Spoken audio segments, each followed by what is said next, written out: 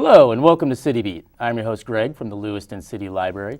Joining me today is Tim Barker, Director of Lewiston Parks and Recreation. How are you doing today, Tim? I'm doing great. Thanks for having me on the show. Absolutely, anytime. Love to have you on the show. So what are we going to be talking about today? We're going to be talking today about the Normal Hill Cemetery Master Plan. Oh, sounds very cool.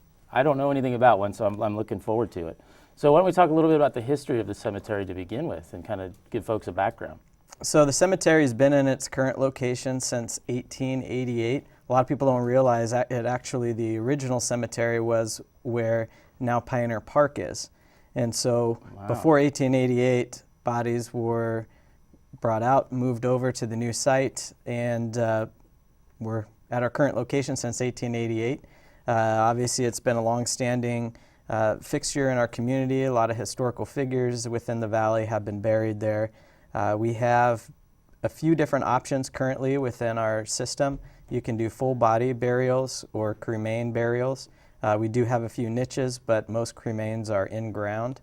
And a lot of people don't realize you can actually bury up to 6 individuals within one plot, so 2 full bodies and 4 cremain areas. So that's really the extent of what our business has been in the past. And so looking towards the future, what other options are out there, and we'll kind of get into some of those. But it's a 40-acre site. A lot of people don't realize what the scope of it is. Yeah. It's a large area. And obviously it's kind of locked in by the neighboring communities or the neighboring residents. And we have nearly 20,000 burials that are currently within that location. And we are near our peaking point.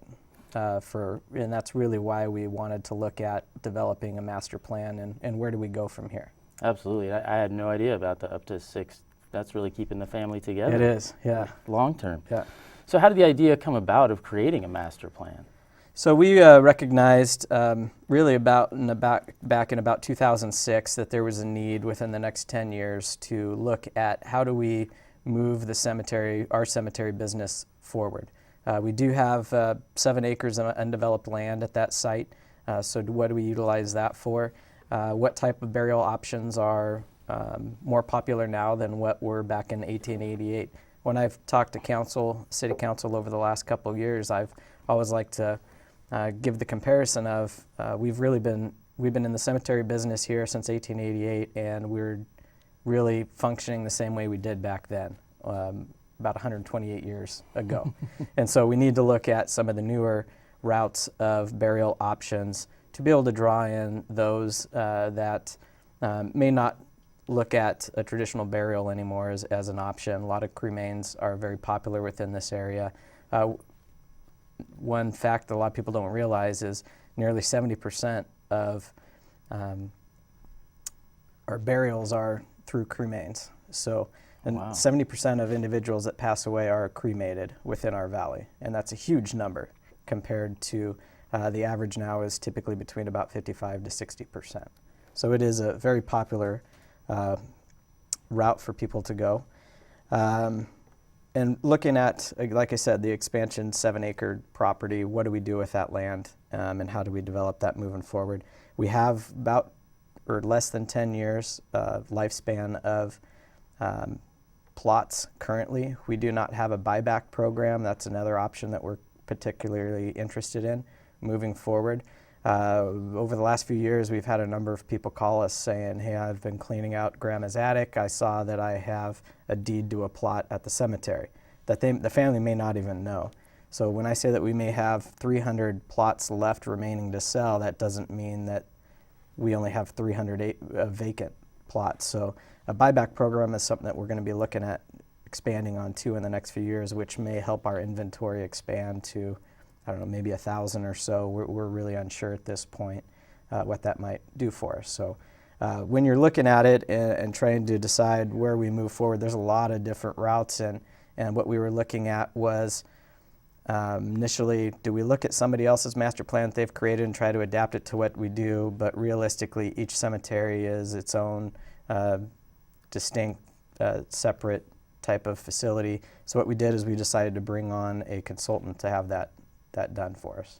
Interesting. And so kind of leads into the next question. What's the process with that? And I mean, me personally, I had no idea there's consultants for cemetery master planning. It makes perfect sense, Yeah. but it's one of those things you just really don't ever think about. Yeah, and I was amazed too. I mean, this is full-time jobs, and the company Lees and Associates that we selected to work with, they have 20 staff that are on staff within their organization. It's landscape architects, individuals that work with communities. We had about 4 different of their staff that worked with us on our project.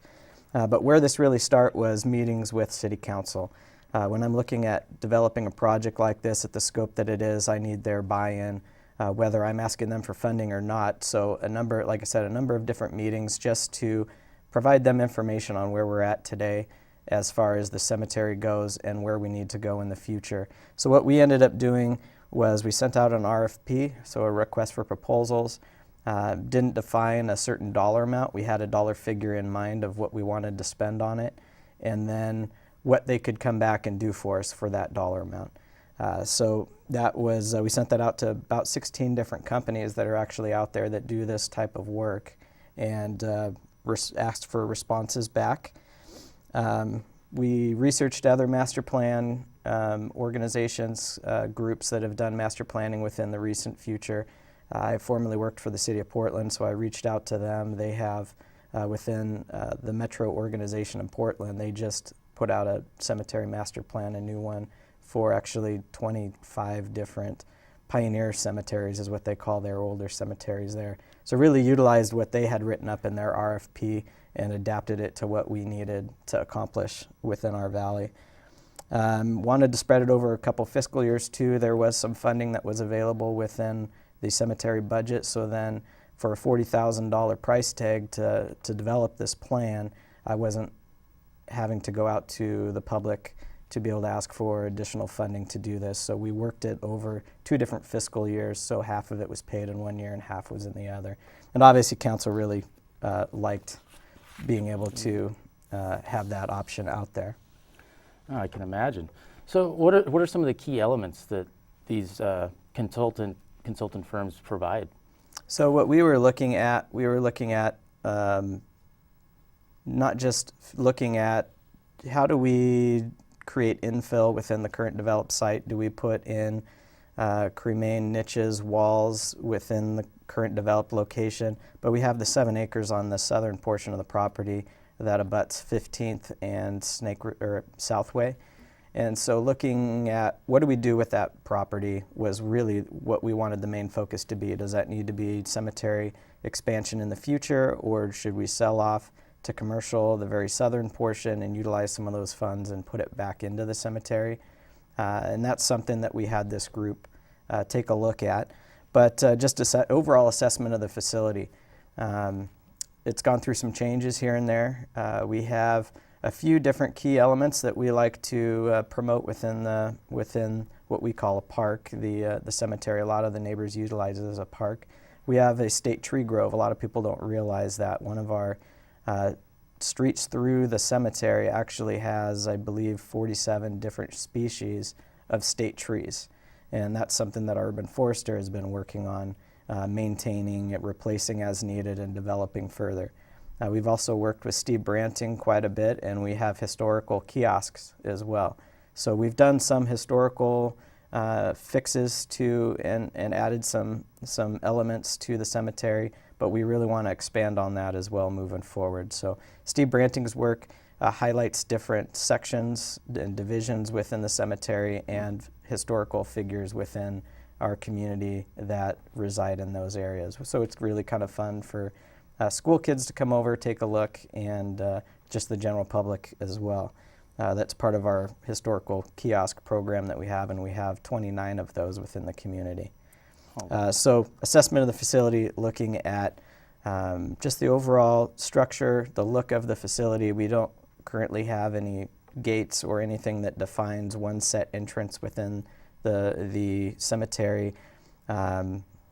The cemetery is only defined by its street boundaries, and so trying to really look at beautification type projects that we could come up with. The operations and governance, we looked at them to create some recommendations for us. It's been probably about 6 years since we've had a full-time staff person that has been dedicated to managing the facility.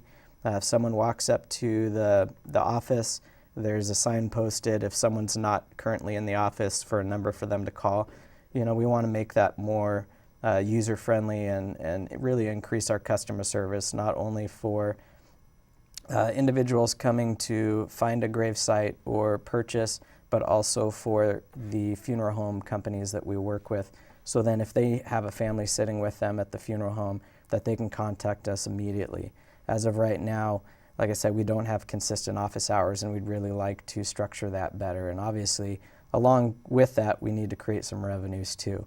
But just looking at how the cemetery is overall operated, as far as maintenance goes, right now we have crew from the inmate crew that comes down from Orofino 4 days a week. It's been a great group for us to work with.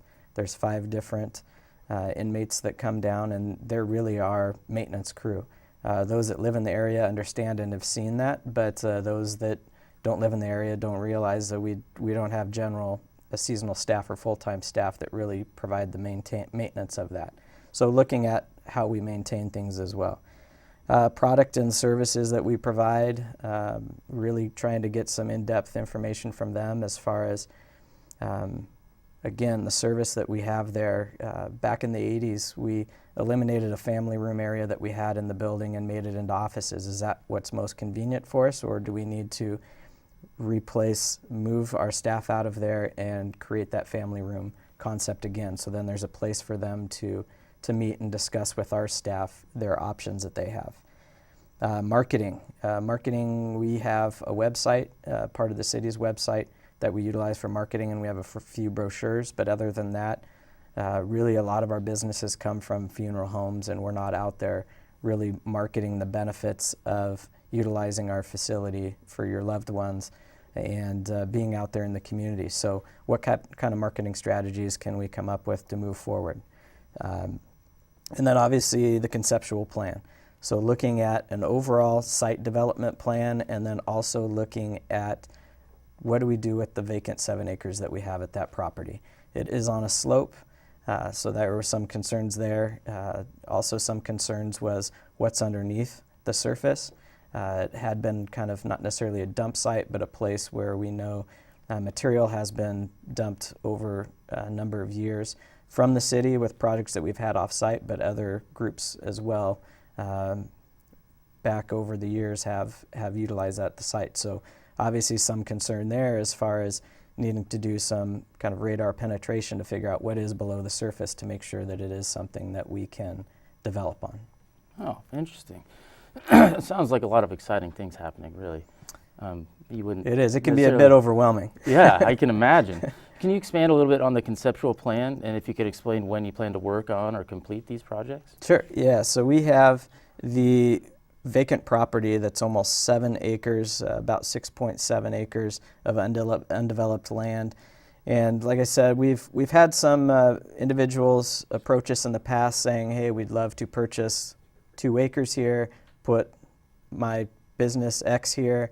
Would you be willing to do that? So they've approached council, they've approached city, and really that's kind of one of the main purposes of why we looked into, okay, we need to really have an ultimate plan here, and we need a recommendation from someone in the professional world that does this to let us know what's the best option for the city moving forward. So if we can look at the expansion land conceptual design. So this shows, you can see in the central portion, the greened area, this is what the expansion property looks like.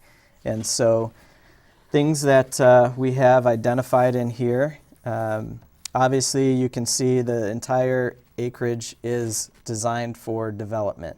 That was one of the key recommendations that our commission was looking for, and the city was looking for in general as well, was the division of, do we sell some of it off, do we not? The long-term financial best benefit for both the land and for the cemetery in general was to develop it as cemetery property, and I think that really made the residents within that area very happy to be able to hear that. And so items that we've got in here, you can see the dotted black line is vehicle circulation. So that's how we're going to have vehicles moving through that design. And again, this is after our four phases of development that we plan to do. The blue lines are the pedestrian circulation. So we're really focusing on bringing traffic off of 15th instead of through the neighborhoods. And so there's obviously pedestrian entrance ways, just like we currently have in the cemetery.